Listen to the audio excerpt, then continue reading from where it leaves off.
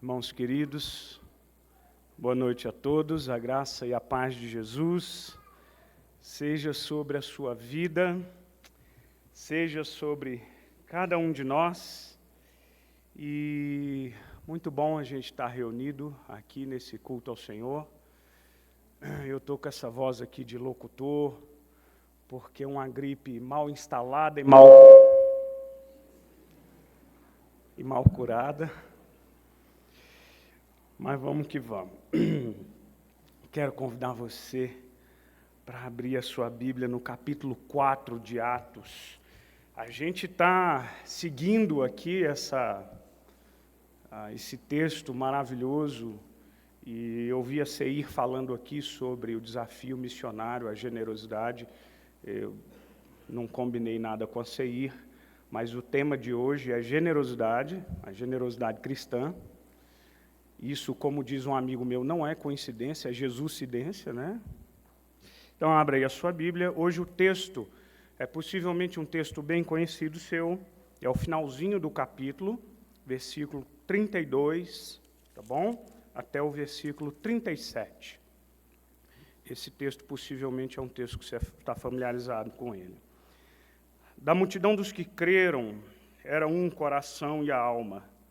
Ninguém considerava exclusivamente sua nenhuma das coisas que possuía, tudo, porém, lhes era comum. Com grande poder, os apóstolos davam testemunho da ressurreição do Senhor Jesus, e em todos eles havia abundante graça. Pois nenhum necessitado havia entre eles. Porquanto os que possuíam terras ou casas, vendendo-as, traziam os valores correspondentes e depositavam aos pés dos apóstolos. E então se distribuía a qualquer um à medida que alguém tinha necessidade. José, a quem os apóstolos deram o sobrenome de Barnabé, que quer dizer filho da exortação, levita, natural de Chipre, como tivesse um campo vendendo, trouxe o preço e o depositou aos pés dos apóstolos. Vamos orar, irmãos, vamos orar ao Senhor. Pai querido, eu quero agradecer o Senhor, porque Tua palavra é muito preciosa e ela nos fala ao coração. Eu quero pedir ao Senhor que arrebate as nossas mentes cativas ao Teu altar. Eu quero pedir a Tua misericórdia, porque se não for por ela, a Tua palavra, Senhor, ela não encontrará abrigo nos corações de cada um de nós, porque nossos corações precisam do mover do Teu Espírito. Por isso, eu peço ao Senhor, que conhece cada mente e cada coração, olha para cada vida, e que o Senhor e a Tua palavra nos fale, nos quebrante, nos transforme, nos santifique, faça tudo aquilo que for promover a glória do Teu nome. Nós oramos a Ti, muito gratos por esse culto, esse momento de culto público em Cristo Jesus. Amém. Amém. Irmãos, o capítulo 4 é um capítulo grande e intenso, cheio de movimentos, cheio de acontecimentos, e eu preciso... Você sabe quando a gente vai assistir uma série e ela começa mostrando o finalzinho do capítulo anterior? Então, deixa eu começar aqui, recapitulando para você o que a gente viu aqui no capítulo 4. Muita coisa vem acontecendo desde o capítulo 3. Lá no capítulo 3, a gente tem João e Pedro indo ao templo e encontrando ali um homem coxo, paralítico, não andava, e João e Pedro oram por aquele homem se levanta, aquele homem é curado. Essa situação deixou o povo em polvorosa, as pessoas estavam glorificando ao Senhor, e o texto nos relata que o número de cristãos, o número de convertidos subiu a quase 5.000 pessoas. Bom, acontece que por causa dessa situação, por causa desse evento, o Sinédrio, que é aquela alta casta religiosa judaica, o Sinédrio convoca a Pedro e a João para ali uma audiência, porque, afinal de contas, o cristianismo e a mensagem que eles estavam pregando estava se popularizando. E então, eles perguntam para ele, em nome de quem aconteceu aquele milagre, etc. E, enfim, a resposta de Pedro é uma resposta ousadíssima, cheia do Espírito, e eu fico imaginando aquela tensão. E então o Sinédrio diz, a gente proíbe vocês de falar de Jesus, de proclamar essa mensagem. E a resposta de Pedro fala, olha, nós não podemos deixar de falar das coisas que vimos e ouvimos. Importa mais agradar a Deus do que a homens. E o Sinédrio então repreende de novo, no outro dia liberam os apóstolos, eles se encontram com a igreja está reunida em oração, louvando a Deus pelas obras do Senhor, e a igreja, olha que coisa maravilhosa, o pastor Rafael falou nesse texto domingo passado, a igreja reunida, havia pressão, havia temor, havia perseguição já, e eles estão orando a Deus, pedindo ousadia para continuarem a pregar o Evangelho. Essa foi a oração deles. Irmãos, agora a gente chega no versículo 32, e parece que o texto muda o tom. Agora a narrativa vai ser uma descrição da igreja, muito semelhante ao que a gente viu lá no capítulo 2, no finalzinho, os versículos 43 a 47. O relato que agora a gente lê nesses versículos, a partir do verso 32, fala da generosidade da igreja. Irmãos, uma generosidade levada às últimas consequências. Eu preciso confessar para você que quando eu leio um texto como esse, eu fico impactado e mexido de algumas formas. Olha o que o texto diz, e eu quero que você preste bem atenção nisso. Ninguém, versículo 32, ninguém considerava exclusivamente sua nenhuma das coisas que possuía. Tudo, porém, lhes era comum. Versículo 34 diz que, por causa disso, não havia nenhum necessitado entre eles, porque os que possuíam posses as vendiam e traziam aos pés dos apóstolos os valores correspondentes. E isso continuava à medida que se tinha necessidade.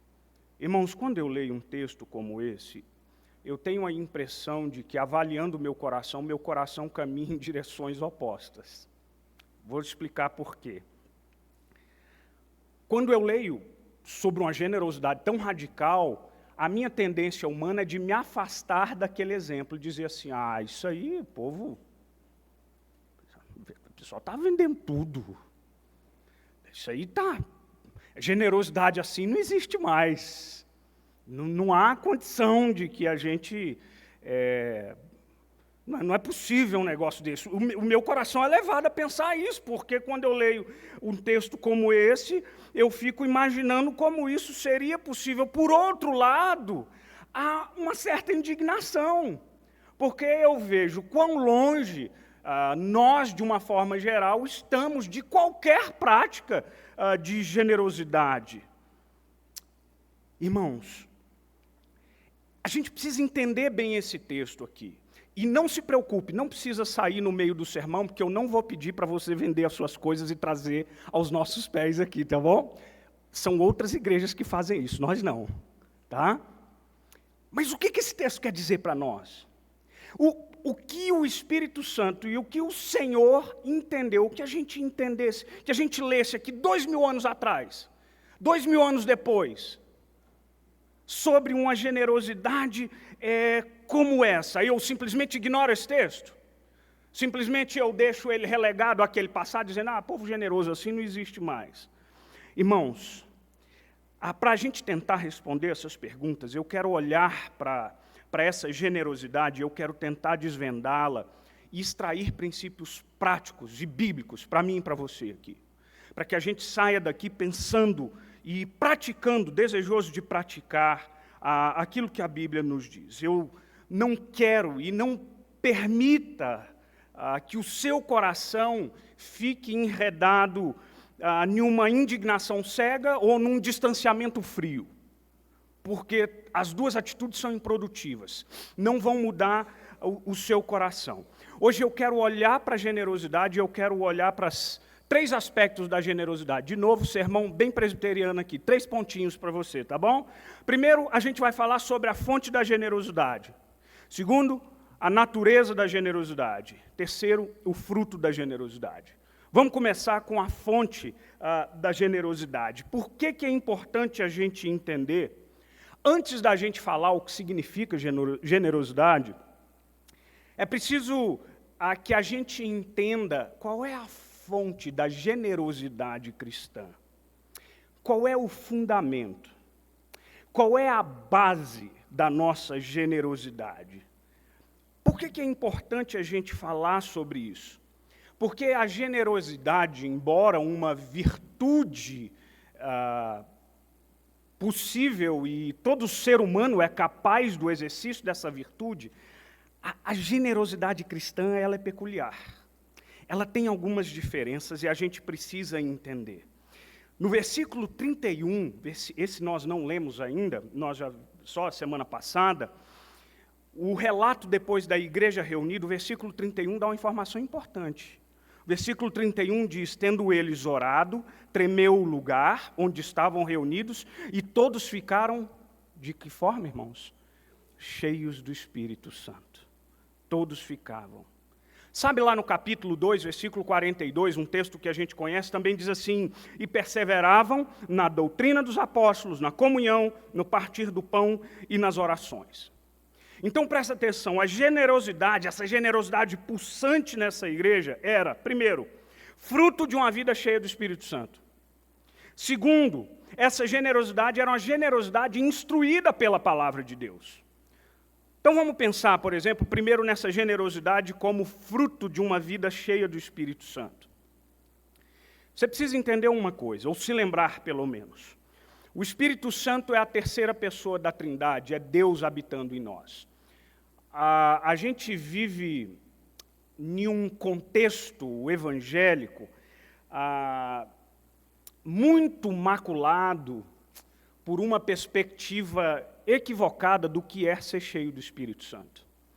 Falar em ser cheio do Espírito Santo para algumas pessoas é falar de sinais e maravilhas que Deus realiza. E Deus realiza, sim, sinais e maravilhas. Mas quando a gente olha para a Bíblia, a gente percebe que a descrição de uma vida cheia do Espírito Santo é uma vida obediente a Deus e a sua palavra. Isso é uma vida cheia do Espírito Santo. Se você é cheio do Espírito, você submete o seu coração, os seus desejos, a sua alma, à vontade e ao querer de Deus.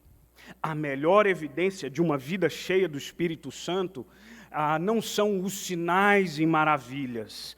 A melhor evidência de uma vida cheia do Espírito Santo é uma vida que transborda em santidade. É uma vida que evidencia obediência. É a encarnação daquilo que Jesus é e daquilo que Jesus ensinou para nós. Um coração cheio de Espírito Santo é um coração que transborda em ações e se manifesta dia a dia em tudo aquilo que a gente faz. Isso é uma vida cheia do Espírito Santo. Um marido cheio do Espírito Santo é um homem que consegue amar sua esposa como Cristo amou a igreja, concedendo, doando, praticando um amor sacrificial. Uma vida cheia do Espírito Santo, aliás, esse é o termo que Paulo usa, antes de falar dos papéis familiares, ele diz, não embriagai-vos com vinho, mas enchei-vos do Espírito, e daqui a pouco ele passa para nós alguns papéis familiares que não são possíveis de viver, se não for pelo domínio do Espírito na nossa vida, e isso é uma vida cheia do Espírito Santo. É filho que honra pai e mãe, é pai que não ira os seus filhos. Isso é uma vida cheia do Espírito Santo. Em Efésios, a gente encontra isso, por exemplo, lá no capítulo 3, o apóstolo Paulo, quando fala, por exemplo, dessa vida cheia do Espírito Santo, ele diz, como é que essa vida se reflete na vida comunitária? Ele diz, com humildade, com mansidão, com suporte mútuo, No capítulo 4, então, ele fala sobre como é que essa vida do Espírito Santo reflete na vida do cristão. Ele diz, numa vida sexual pura, numa linguagem sadia, em ações de graça. É isso, irmãos. Como é que Paulo descreve uma vida cheia do Espírito Santo lá em Gálatas? Através dos frutos do Espírito Santo. Benignidade, amor, alegria, paz, longanimidade, benignidade, bondade, fidelidade, mansidão, domínio próprio, é isso. Isso é vida cheia do Espírito Santo. E a generosidade é uma dessas manifestações no coração da gente. É Deus gerando em nós desejo de repartir, de doar, de conceder, de ajudar, de socorrer. É o Espírito Santo pulsando dentro da gente, ajudando a gente a levantar os nossos olhos dos nossos próprios umbigos e a perceber que tem alguém para além de nós que precisa da gente. Mas a generosidade bíblica, a generosidade cristã, uma generosidade instruída pela palavra de Deus. E é muito interessante, porque o que a gente vê aqui na igreja de Atos é um avivamento. É um avivamento. E esse é um avivamento instruído pela palavra. Esse é um avivamento balizado na palavra de Deus. Versículo 42 de Atos 2 diz, e perseveravam na doutrina dos apóstolos. Essa igreja perseverava na doutrina dos apóstolos, na comunhão, no partir do pão e nas orações. A base do ensino dos apóstolos estava ali. Irmãos, olha que coisa interessante. Quando o apóstolo Paulo vai levantar uma coleta, uma coleta em favor dos crentes de Jerusalém, que estavam enfrentando uma situação de fome, Paulo chama a atenção para a compreensão da redenção, e a partir dessa compreensão, ele vai ensinar o que é generosidade. Então, lá no capítulo 8 da segunda carta de Paulo, ele dá o exemplo de Jesus. E ele diz, pois conheceis a graça do nosso Senhor Jesus Cristo, que, sendo rico, se fez pobre por amor de vós, para que pela sua pobreza vós os tornasseis ricos. Sabe o que Paulo está dizendo para a gente? Paulo está dizendo que Jesus foi muito generoso para mim e para você. E você precisa ser generoso também com os outros. Paulo está dizendo que eu e você recebemos muito de Deus. Essa graça, esse presente, esse favor de Deus que foi derramado gratuitamente, abundantemente sobre nós, graça recebida, irmãos, precisa ser graça repartida. Graça doada.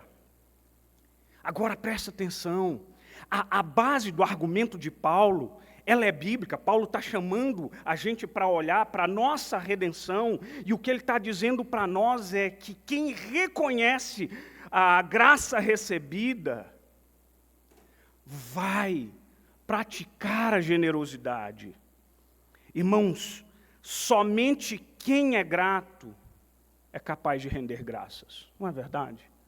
Somente aquele que entendeu que muito recebe, é aquele que também entende que precisa repartir.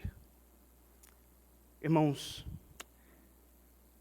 eu estava me lembrando, os irmãos que nos conhecem aqui há muito tempo, no ano de 2010, nós vivemos um tempo, na nossa família, um dos tempos de maior escassez.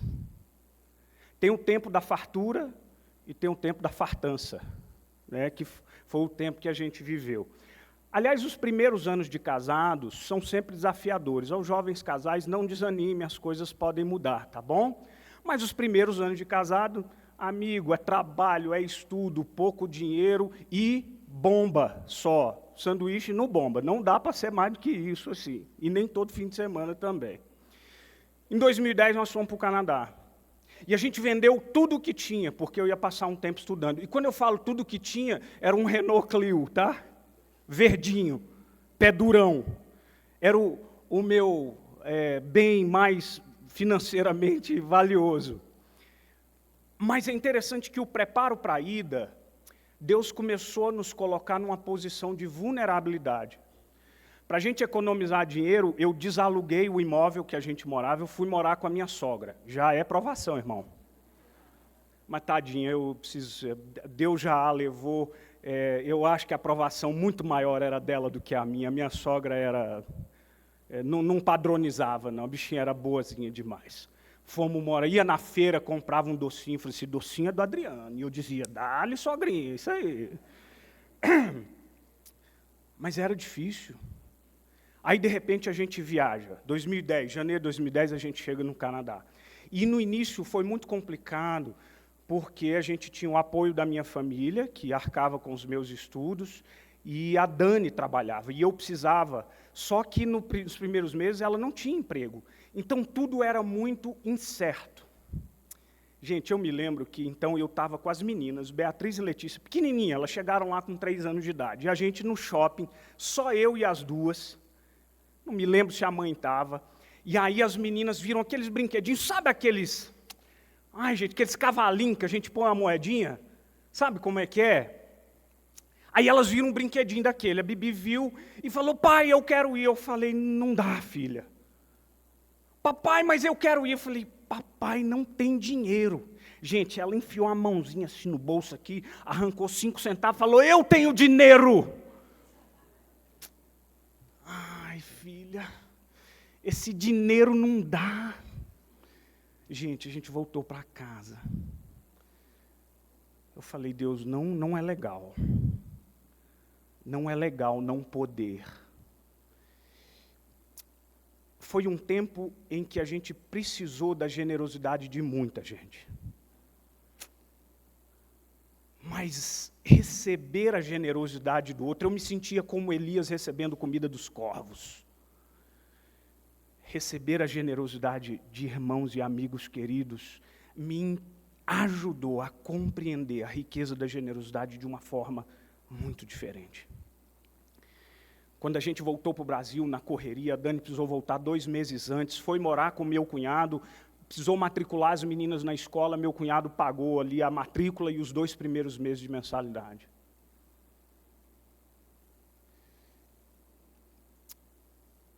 Sabe o que esse momento de vulnerabilidade me ensinou sobre generosidade?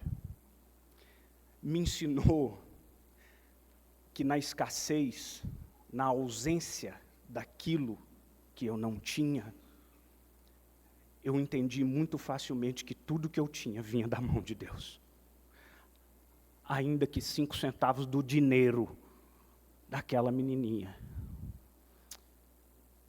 Quando a gente não tem nada, Deus é tudo que a gente tem. Essa é uma lição muito dolorosa de aprender.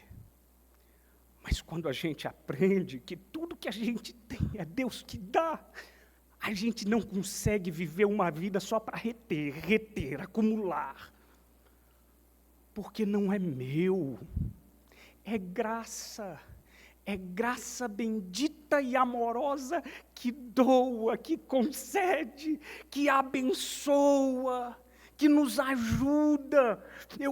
Eu já disse isso para vocês, que naqueles primeiros dias que nós chegamos lá naquele apartamento sem mobília, e a minha esposa olha para mim e disse assim, cadê a mobília do apartamento? Eu disse, não sei, era para ter. De repente, em uma semana, era uma cidadezinha pequenininha, uma semana a notícia se espalhou, o povo ia bater na porta de casa dizendo, é aqui que estão precisando de um sofá? Eu falei, pode pôr ali, naquele canto ali, ó. A gente recebeu, a gente não tinha, mas as pessoas repartiram. Não ter nada me ajudou demais a entender que tudo que eu tenho é fruto da graça de Deus. Essa é a generosidade cristã. Ele deu muito para nós. E eu preciso ser doador daquilo que eu recebo. E tem tanta coisa que eu posso doar. Um abraço apertado, uma boa palavra, a divisão do fruto dos meus bens. Há tanta coisa que a gente pode fazer por quem precisa mais do que nós. Irmãos queridos, A generosidade da igreja estava embasada na compreensão da palavra de Deus. E isso era muito importante. Essa era a fonte dessa generosidade, tá bom? Dito isso, a gente vai para o nosso segundo ponto, que é falar agora da natureza da generosidade. A gente já falou da fonte da generosidade. Vamos falar da natureza da generosidade, ou seja, o que é generosidade? Bom, definição de dicionário, tá? Generosidade é a virtude daquele que se dispõe a sacrificar os próprios interesses em benefício do outro. É ato de bondade, é liberalidade. Você percebeu nessa definição que generosidade é em si doadora? Ela é altruísta. Ela reparte. Ela não é egoísta, é o oposto. A generosidade, ela é voltada para o outro. A generosidade, irmãos, ela vai na contramão da cultura que a gente vive. É a cultura do acúmulo, da posse, da retenção, do esbanjamento. Ao contrário, a generosidade deve nos levar em direção oposta. A gente sempre tem a tendência de querer reter. Mas entenda uma coisa, a generosidade é a virtude cristã inegociável. Tá bom, irmãos? Assim como é o seu amor pelo próximo. Uma das faces desse amor é essa generosidade para quem precisa. Faz parte da ética e da praxis cristã. O que eu faço com versículos como Provérbios 21, 13, o que tapa o ouvido ao clamor do pobre também clamará e não será ouvido. O que você acha de um versículo como esse? Ou o que dizer de Provérbios 28, 27, o que dá ao pobre não terá falta, mas o que dele esconde os olhos será acumulado de maldições. Ou o que dizer de Tiago 2, talvez um texto que você esteja mais familiarizado, se um irmão ou irmã estiverem carecidos de roupas e necessitados de alimento, e qualquer dentre vós lhes disser, ide em paz, aquecei-vos, fartai-vos, sem contudo lhes dar o necessário para o corpo, qual proveito há nisso? Se a fé não tiver obras, essa fé é vazia, ela é morta. E então Tiago diz, tu tens fé e eu tenho obras, mostra-me a tua fé sem obras, que eu com obras vou te mostrar a minha fé. O que dizer de 1 João, capítulo 3, versículo 17, 18, que diz, ora, há aquele que possuir recursos desse mundo e vir o seu irmão padecer necessidade e fechar-lhe o seu coração, como pode permanecer nele o amor de Deus? Filhinhos, não amemos só de palavra, nem de língua, mas de fato e de verdade. Não tem como, irmãos. Não é possível você ser cristão e não desafiar a si mesmo a uma vida generosa, a praticar a generosidade. Agora presta bem atenção. Eu falei que a gente precisa diferenciar a generosidade bíblica, tá? Porque ela é diferente. Eu enumerei 3 aspectos aqui que são singulares da generosidade cristã. Primeiro, a generosidade cristã, ela não é ingênua e nem irresponsável, tá bom? Você vai sair dando o seu dinheiro para qualquer um? Não é assim, tá? A igreja doava, e diz o texto, de acordo com a necessidade, tá bom?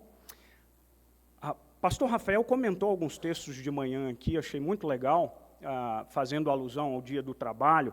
Paulo, quando escreve a Timóteo, olha que coisa interessante. Paulo fala das viúvas. As viúvas eram uma classe da sociedade extremamente vulnerável. Elas estavam sozinhas, elas precisavam do socorro da igreja. Paulo então diz, socorram as viúvas. Mas ele diz, as verdadeiramente viúvas. O que isso quer dizer? Aquelas que de fato precisam. Há viúvas que não precisam, que estão amparadas. Há viúvas que precisam. Socorram essas que precisam. E aquele que é preguiçoso? E aí, então, é o que a gente viu lá em Tessalonicenses, né? 2 Tessalonicenses, Quando Paulo escreve à igreja de Tessalônica, e tinha uma turminha que não estava querendo trabalhar, Paulo é direto e categórico. Quem não trabalhar, o quê, gente? Que não coma. Que não coma. Quem trabalha, coma. É por isso que amanhã, lá no passeio, você vai levar seu lanche e vai dividir comigo, que eu estou pregando hoje à noite aqui, trabalho árduo, pesado, amanhã eu trabalhei, eu como da minha comida e da sua comida. Brincadeira, já pensou? 300 pessoas aqui? Presta atenção numa coisa. Eu acho isso belíssimo do discernimento da generosidade cristã. O David Platt tem um livro maravilhoso chamado Contra a Cultura Cristã. Eu já citei esse livro outras vezes aqui. A mocidade já adotou esse livro em uma das classes aí de escola bíblica dominical. Olha o que o David Platt fala, olha que coisa bacana. Na hora de doar aos pobres, devemos cuidar para que seja bom para eles e para nós. Isso significa ajudá-los com sabedoria, com atenção, para completar o que falta a alguém responsável, em vez de subsidiar um irresponsável. A pior coisa que podemos fazer para o necessitado é negligenciá-lo. A segunda pior coisa é subsidiá-lo, ajudá-lo a sobreviver, ignorando o que fazer para ajudá-lo a sobreviver a vida toda.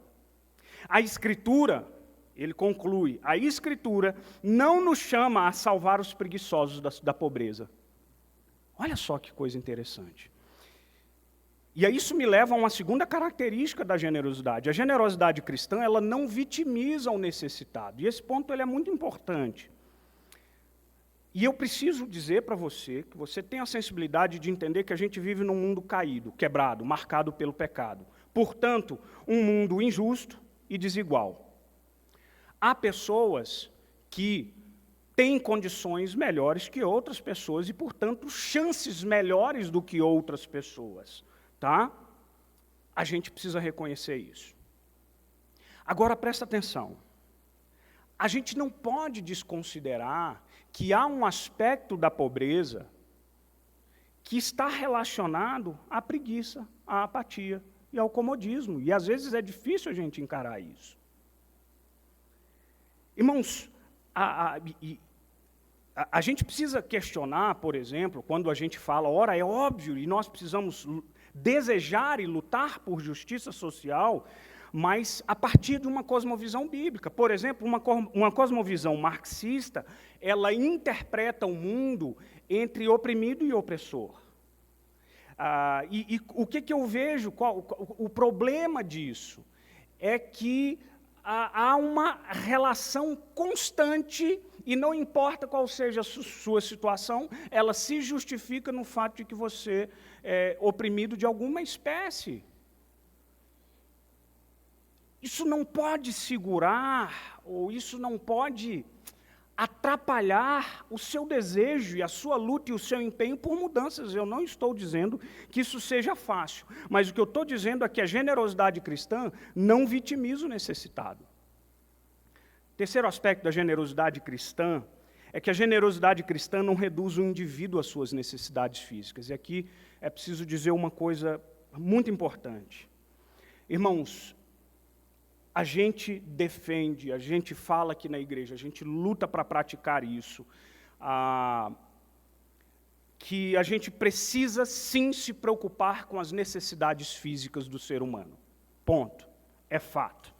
Qual é o grande problema que muitas igrejas e muitas organizações para-eclesiásticas têm cometido?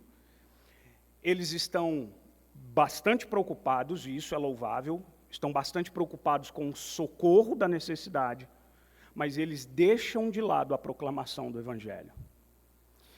A igreja vira uma agência social, e aí ela deixa de ser agência do reino. Percebe que uma coisa não exclui a outra? Irmãos, embora, e é importante você se lembrar que a gente é assim instruído a se preocupar com a necessidade do outro, você não pode se esquecer que há uma necessidade mais profunda. Você lembra de Jesus diante daquele cego? Aquele texto me intriga. O homem é cego. Jesus olha para ele e diz assim, o que você quer que eu te faça? Gente, eu fico pensando se fosse comigo. Eu falo, Jesus, o senhor está brincando comigo, né? Eu que cego, sem enxergar nada, o que eu quero? Mas a pergunta de Jesus ela é muito interessante. A cegueira não era o maior problema daquele homem. Aquele homem precisava de perdão dos pecados. Aquele homem precisava de nova vida. Aquele homem precisava de novo nascimento. Percebe que há uma necessidade muito maior? Que o pão que a gente dá ajuda, mas essa necessidade mais profunda só o pão da vida pode alimentar.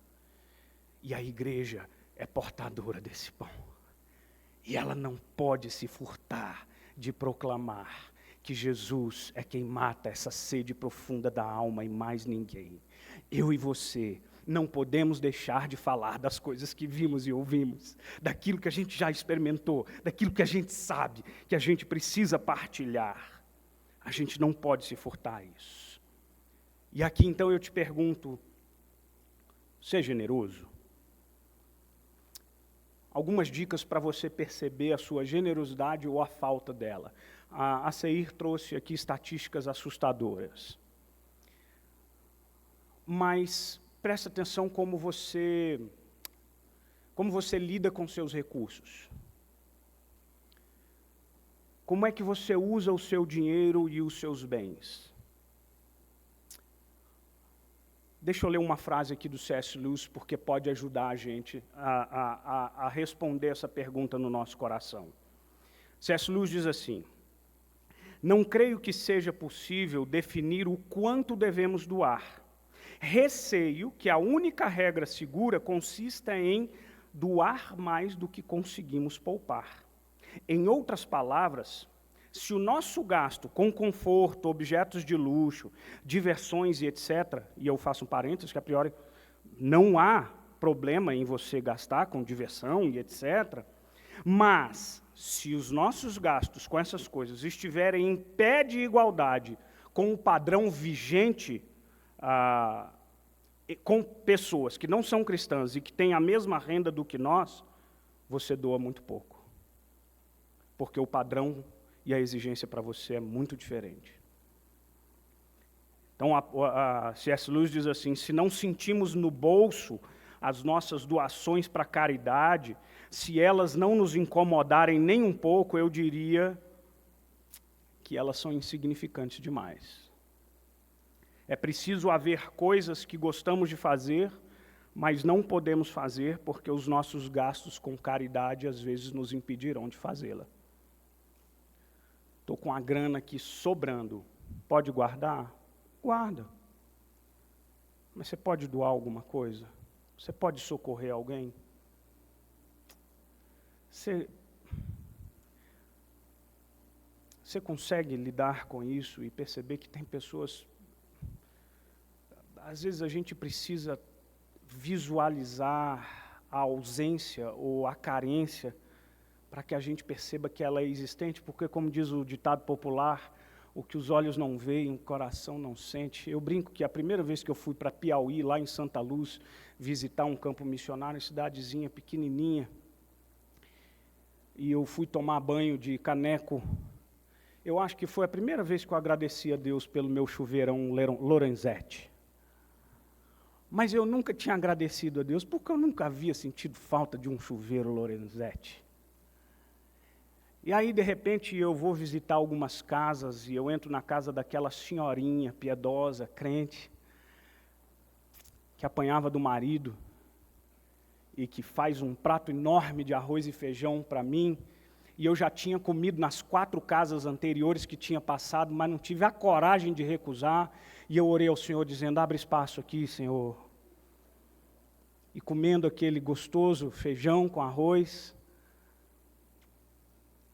aquela senhora naquela casa de pau a pique, de luz de lamparina, dando um prato farto para mim, eu percebi o quanto eu sou rico, o quanto eu tenho mais do que outros.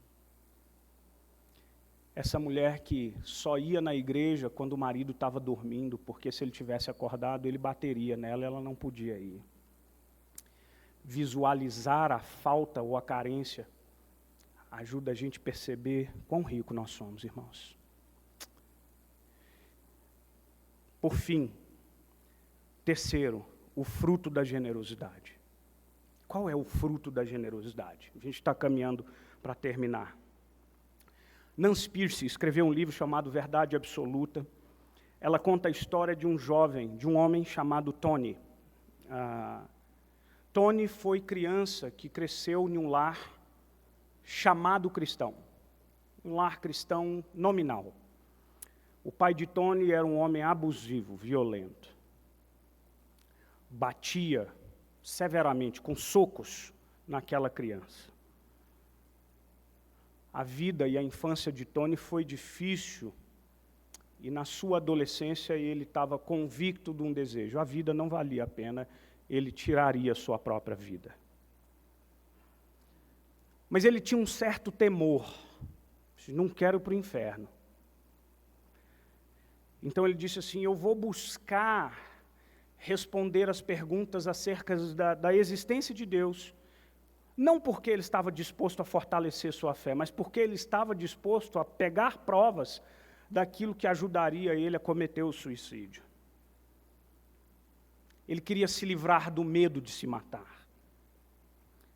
Irmãos, até que um dia, o Tony, num domingo de manhã, entra numa igreja e tem ali um senhor magérrimo, com um sotaque diferente. O nome desse senhor era Richard Wurmbrand, eu não sei como pronunciar, um nome romeno.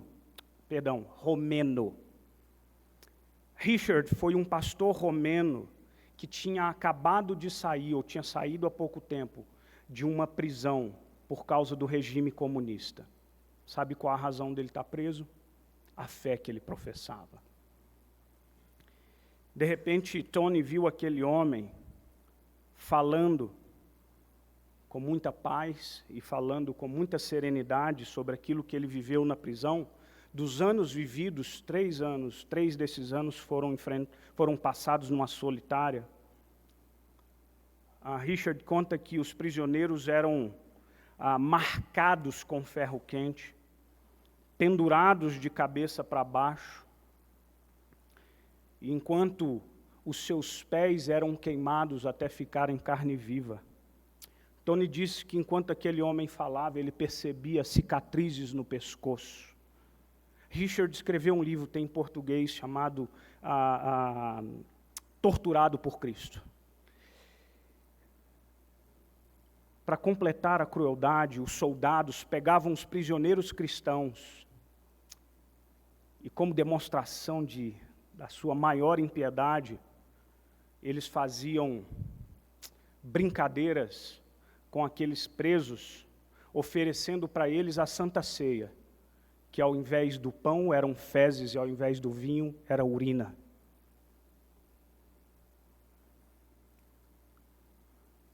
Tony, de alguma forma, se identificou com Richard.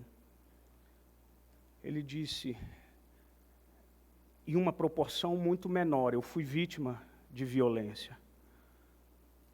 Mas em mim há raiva, ódio e rancor. E nesse homem há serenidade, paz e amor. Tony então olha para aquele homem e diz assim, essa fé, não a fé do meu pai, que é nominal e incoerente, mas a fé desse homem, ela é palpável, ela é verdadeira, ela é real. O Cristo proclamado pelos lábios daquele homem, era o Cristo que encharcava o ambiente onde os seus pés pisavam. Nancy Pearcey diz uma coisa interessante, falando da história de Tony. Ela diz que a gente pode fazer um excelente trabalho argumentando que o cristianismo é a verdade absoluta, mas alguns não acharão a mensagem persuasiva, a não ser que demos uma demonstração visível dessa verdade em ação. As pessoas de fora precisam ver no dia a dia um padrão em nossas vidas, que não tratamos o cristianismo como um mero retiro privado. Será impossível, diz a autora, para as pessoas aceitarem novas ideias puramente no campo abstrato, sem enxergar uma ilustração concreta daquilo que professamos. Os sociólogos chamam isso de estrutura de plausibilidade. E aí então Nancy diz uma coisa bem interessante. A igreja foi chamada para ser a estrutura de plausibilidade do Evangelho. Sabe o que quer dizer isso? A igreja foi chamada para ser a encarnação dessa verdade. A igreja foi chamada para ser a concretização do amor que nós pregamos. Quando as pessoas veem isso em nós, elas pensam no nosso cristianismo de uma forma diferente. Irmãos, a generosidade cristã é um excelente exemplo de uma estrutura de plausibilidade. Irmãos, a gente vive num país saturado de igrejas, 40 milhões de evangélicos, programa de televisão e rádio para todo lado, pastor famoso na internet. Mas, de uma forma geral, a igreja cristã é olhada com desconfiança. Sei não. O crente é tido como um tolo, um ingênuo. O pastor é visto como enganador. E a igreja tornou sinônimo de negócio bom e lucrativo. O testemunho da igreja precisa ser vivo, real e inegável. Porque senão nós vamos falar a ouvidos surdos. A nossa pregação precisa estar acompanhada das nossas ações, da nossa generosidade. Irmãos, a igreja primitiva, diz o capítulo 2, contava com a simpatia de todo o povo. Não porque as pessoas apreciavam aquela pregação, muitos discordavam, mas a forma como aquela gente vivia era diferente. O testemunho, o estilo de vida era atrativo, a generosidade era cativante.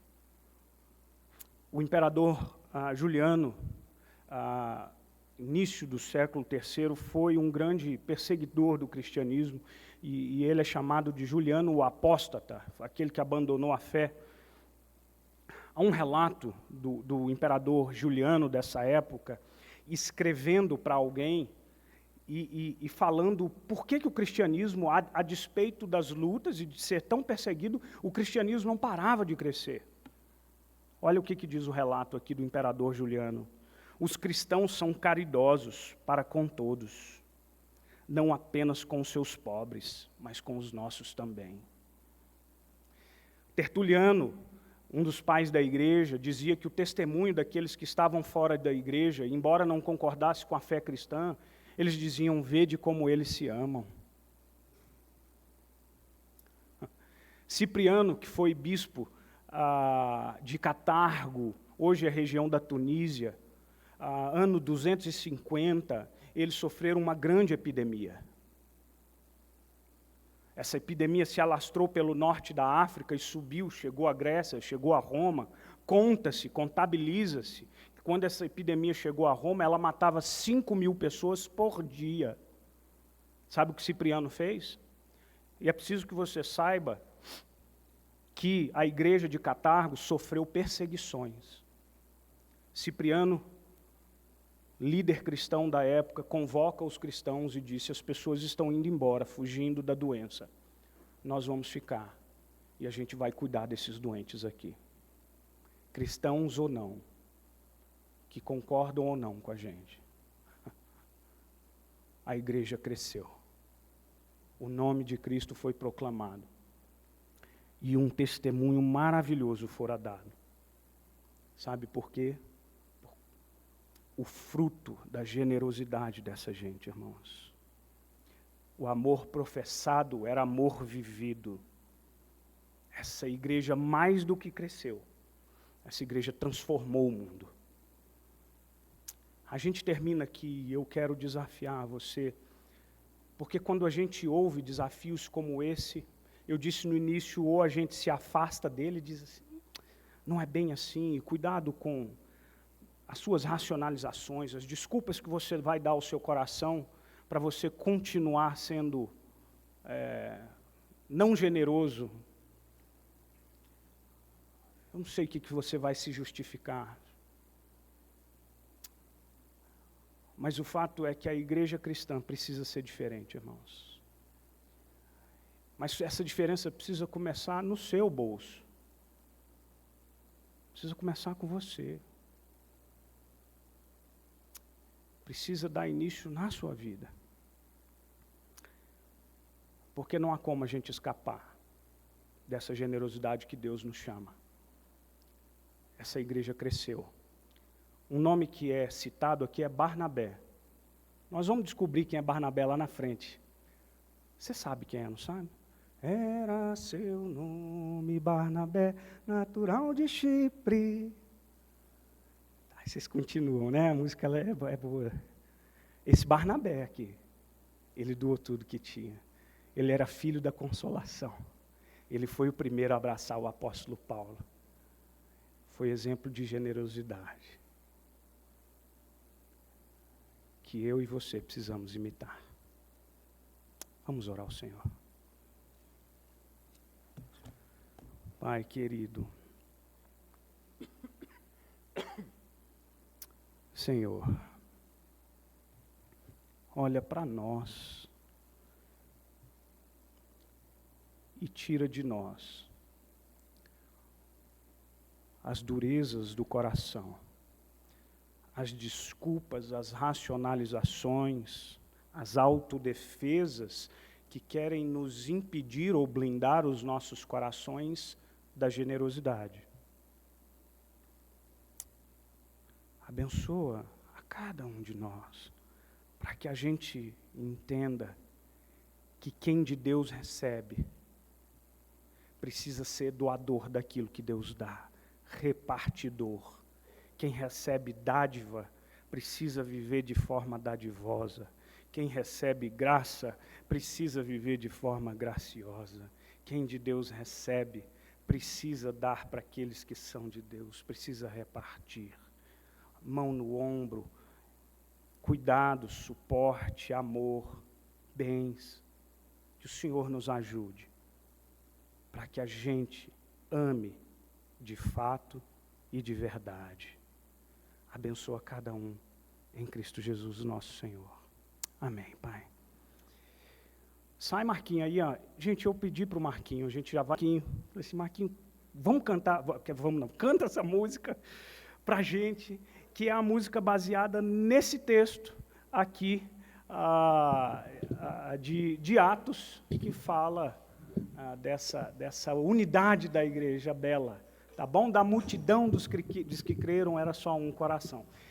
Quem é da minha época de mocidade vai conhecer essa música.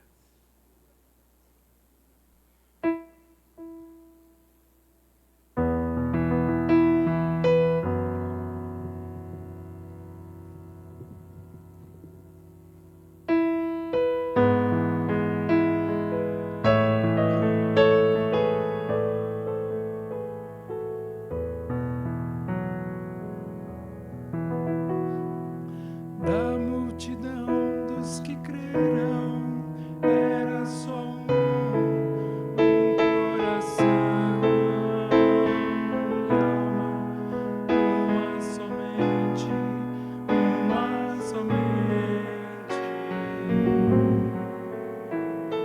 somente uma esperança brotando dentro da gente. Nosso era cada dia, nosso era o vinho, santa folia. O que se parte, reparte a própria vida. Galho ligado à barreira, vida comum verdadeira.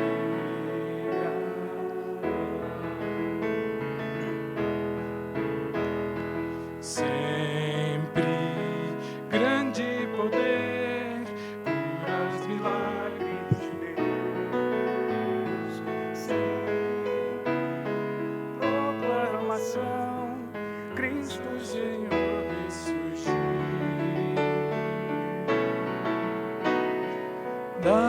multidão dos que creram, era só um coração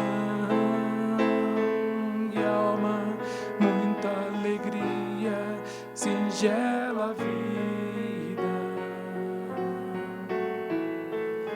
A simpatia de todos, nasce a igreja de novo, povo de Deus, sal e luz para todos os povos.